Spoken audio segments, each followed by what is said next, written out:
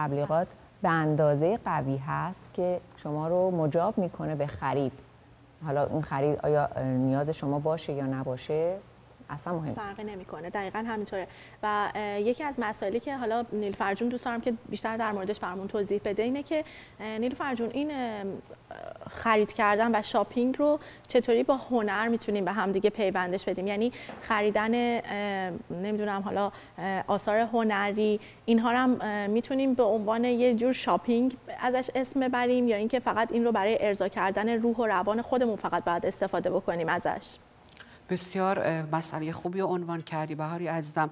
100% به هر حال ببینید ما وقتی که یه مقدار قضاوت بکنیم درباره هنر و مطالعه داشته باشیم میبینیم که بسیاری از اکشن‌ها، هراجای بزرگ و اون کسایی که در واقع شکارچی آثار خوب هستن با استفاده از خرید کردن در واقع آثار هنری از یک هنرمند اونا رو در واقع بزرگ میکنن و اینکه کارشون و اهدافی که نسبت به قضیه هنر و داشتن به هر حال کلکسیونرهای معتبر و درخشان دارن اونو بارورتر میکنن. طبیعیه که به هر حال شما اگر اون درایت و اون شناخت نسبت به هنر رو داشته باشی خب میتونی شکارچی خوبی باشی، میتونی بری توی گالری‌های معتبر و نقاشی خوب رو بشناسی و یواش یواش خرید بکنی. خب اینم مربوط به خود در واقع مقوله هنر میشه. شما وقتی که یک کار هنری رو ببینید دوست داشته باشید اونا بخرید برای خودتون، این در واقع یک سرمایه و یک پسندازی میشه برای خودتون و نسل‌های آینده. همین در واقع باعث شده که شما ببینید نقاشای معتبر دنیا مثل ونگوک، پیکاسو کاراشون در بزرگترین حراجی‌ها با قیمت‌های بسیار بالا و سیر سعودی روز به روز ارائه و عرضه میشه که این خودش یک نوع هنر شناخت هست. بله. نیلوفر جان، حالا من یه سوال دیگه هم همین الان به ذهنم رسید، این هستش که میخوام بدونم هم تو الان توی دو تا شرایط هستی، یعنی هم خودت خانومی که خیلی دوست داره خرید بکنه، همین که یه هنرمند هستی که خیلی علاقه به مسائل هنری و خریدهای وسایل هنری داره. میخوام ببینم که به عنوان یک خانوم ها ترجیح میدن پولشون رو بیشتر صرف خریدن، ببخشید من این سوالو میپرسم یکم خندم میگیره، ولی دوست دارم بدونم که خانم ها بیشتر دوست دارن پولشون صرف خریدن کیف و کفش و لباس و زیورالات و نمیدونم لوازم آرایشی بهداشتیشون بکنن، یا اینکه نمیدونم تا چه حد فکر می‌کنید چند درصد از پولشون رو هم دوست دارن برای خریدن آثار هنری اختصاص بدن عزیزم؟ بله خب بهار جان، طبیعیه که به هر حال شما شرایطی که توش قرار داری شما رو خیلی میسازه و اون شخصیت شما رو میتونه شکل بده. در کشورهایی که خب در حال توسعه هستن 100% به خاطر اینکه عرضه و تقاضا یه مقدار با هم بالانس نیست، خیلی‌ها دوست دارن که در واقع خرید بکنن چون مرتب روز به روز مسائل و تکنولوژی و حتی در واقع کالاهایی که میاد به بازار آپدیت میشه و روز به روز میشه. خب خیلی طبیعیه که دستخوش همین مسائل در واقع هویتی و محیطی میشن. خیلی از خانوما، خود منم همینطورم، به طب به هر حال اینقدر جذاب هست خیلی از مسائل دور و بر توی مالا، توی در واقع فروشگاه میری که ناخودآگاه، یعنی سیستم طوری هستش که با استفاده از همون لوگو، همون طراحی و همون برنامه‌ها و همون سیاست‌هایی که در واقع هنر و دیزاین و در واقع گرافیک و اینا دست به دست میدن که تو انتخاب بکنی. اما خب به هر حال دانش و اینفورمیشنایی که شما داری یه مقدار 100% بهت کمک میکنه. من خودم نظرم روی اعتدال هست. اگر هر خانومی در واقع قسمت بکنه اون هیجانات درونی و عاطفی خودش رو، که چون واقعا میدونید یکی از مسائلی که خیلی از خانوما رو غنای روحی میده هم مسئله خرید کردن است. یعنی خیلی از خانمایی که افسرده هستن یا حتی شاد هستن خودشون رو با خرید در واقع کامل میکنن و راضی میکنن.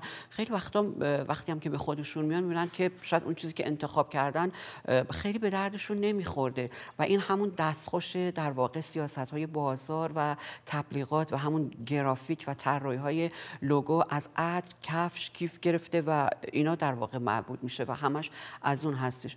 منتها خب خرید آثار هنری مقوله بسیار پیچیده‌ای داره که دوست دارم در برنامه‌های آینده نسبت به اون و درباره اون اطلاعات مفصلی و خدمت بینندگان عزیز قرار بدم، چون خرید آثار هنری یکی از مقوله‌ای که کمتر بهش توجه شده ولی خیلی کمک میکنه.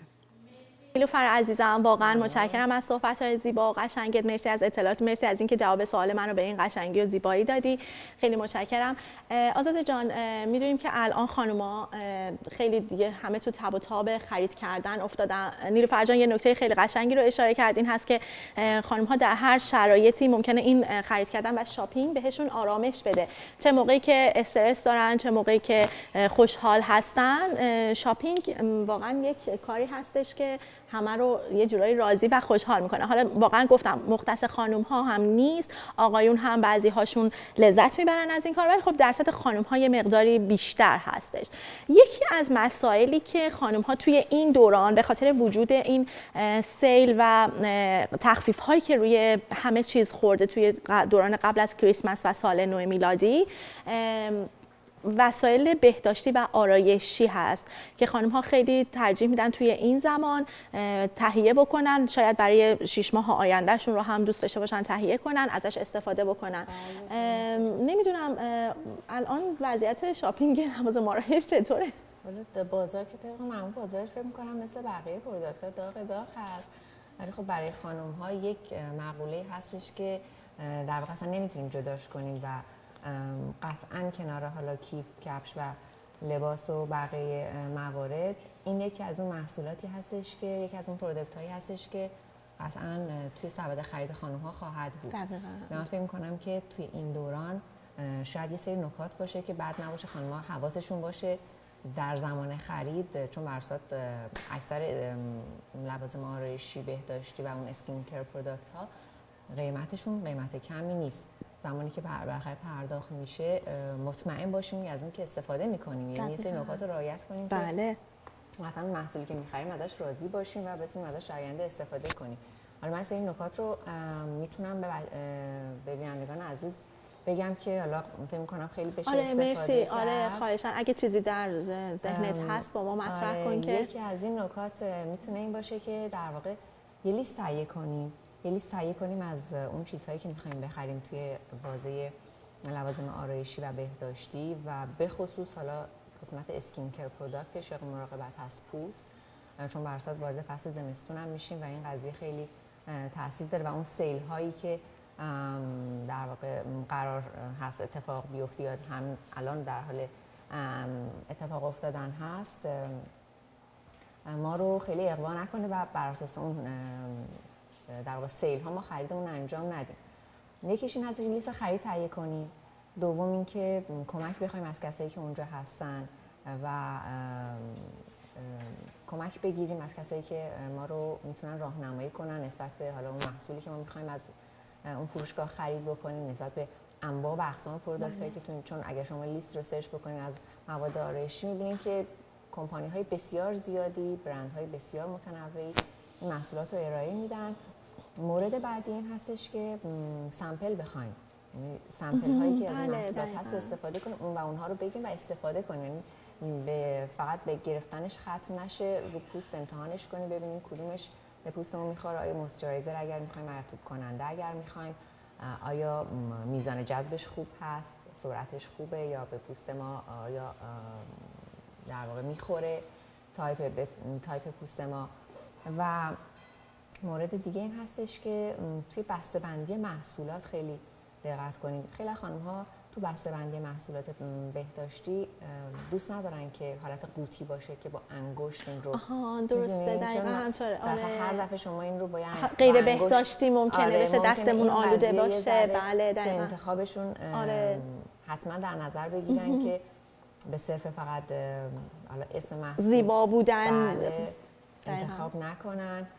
و مطلب بعد این که اون اینگریدینت های عناصر تشکیل دهندش رو بریم سرچ کنیم. اگر موردی هست که به پوست ما برای پوست ما خوب نیست، حساسیت ایجاد میکنه، بشناسیم اول پوست رو بعد سرچ کنیم و اون مواردی که روش هست رو شناسایی کنیم کاملا با یک در واقع پیشینه ذهنی و با یک مطالعه به خرید بپردازیم تا از خریدمون راضی باشیم. دقیقاً همینطوره. و اینکه صبور باشیم اگر که قرار هست که محصول بر صورت بهداشتی آرایشی بگیریم و انتظار داشته باشیم که بعد از یک هفته این جواب بده، حالا معجزه کنه، دقیقاً راضی نگه داره، شاید این اتفاق نیفته. شاید این نیاز به یک پروسه نسبتاً طولانی تری داشته باشه و که اون نیاز به صبر داره. خلاصه اینکه صبور باشیم تا بتونیم نسبت به اون خریدمون مطمئن‌تر عمل کنیم. مرسی آزاده جان، صحبت‌های آزاده خیلی جالب بود. من فکر می‌کنم باید حتما یه چند تا نکته دیگه هم فکر کنیم به این قضیه اضافه کنیم، برای اینکه واقعا اسکین کیر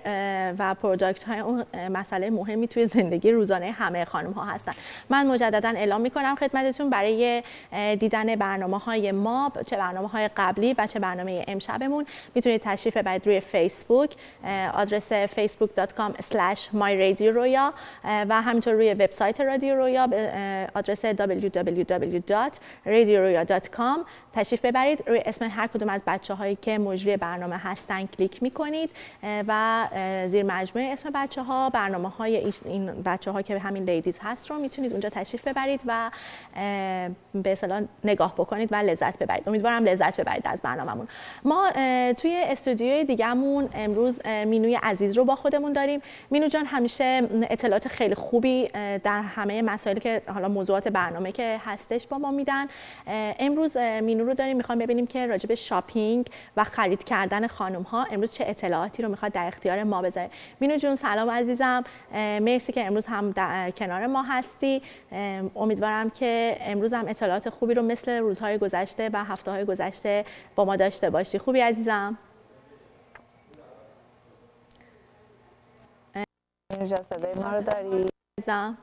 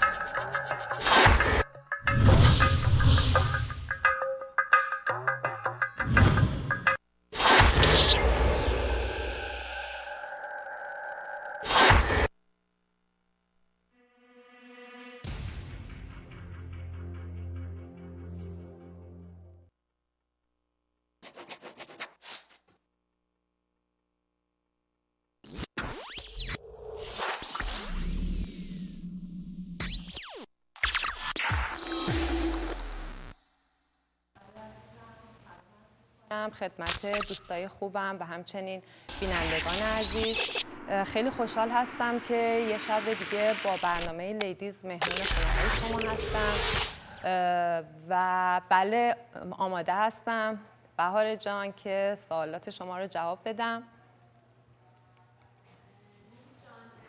یکی از سوالایی که میخوام ازت بپرسم عزیزم اینه که خودت میدونی وقت خرید هستش، در مورد خرید کردن چه اطلاعاتی داری به ما بدی؟ میخوام بدونم که راجع به خرید حالا این ریسرچی که کردی در مورد چی هستش، به ما یه توضیحی میدی خانم گل؟ حتما. خب همونطور که میدونی ما جمعه گذشته بلک فرایدی داشتیم، همه رفتن برای شاپینگ و میشه گفت بیش از بر اساس آمار نیمی از جمعیت کانادا برای شاپینگ رفتن و هر کسی حدود $300 خرید کرد. خب این بیزینس خیلی بزرگی بود برای صنعت ریتیل و در عین حال یک تفریح برای خب آدما. خرید میدونی خیلی لذت بخشه، همه دوست دارن خرید و شما فکر کن عصرهای تعطیلی خب با خانواده‌مون میریم تو مالا، یه گشتی میزنیم، یه چیزی میخوریم، یه خریدی میکنیم و خیلی خوشحال با یه احساس خوب برمیگردیم به خونه هامون. خیلی خوبه خرید، ولی همین تفریح سالم و خوب خرید متاسفانه برای بعضیا تبدیل به یک عادت خیلی بد، مخرب و منجر به مشکلات و مسائل مالی خیلی جدی میشه متاسفانه. خب الان میدونی که بر اساس آماری که تحقیقاتی که شده از هر 20 فرد بالغ 1 نفر متاسفانه مبتلا هستش به اعتیاد به خرید، یعنی خرید غیر ارادی، خرید بدون حساب و کتاب، بدون اینکه نیاز داشته باشه به اینکه چیزی بخرن میرن و خرید میکنن. و این اعتیاد به خرید متاسفانه درست مثل اعتیاد به الکل، مثل اعتیاد به مواد مخدر، اعتیاد به قمار هستش. یعنی حتی واکنش‌های شیمیایی مغز موقعی که در افراد معتاد به خرید مثل افراد الکلیه، یعنی بعد از اینکه خرید میکنن یه احساس خیلی خوب بهشون دست میده که خیلی کاذب هستش.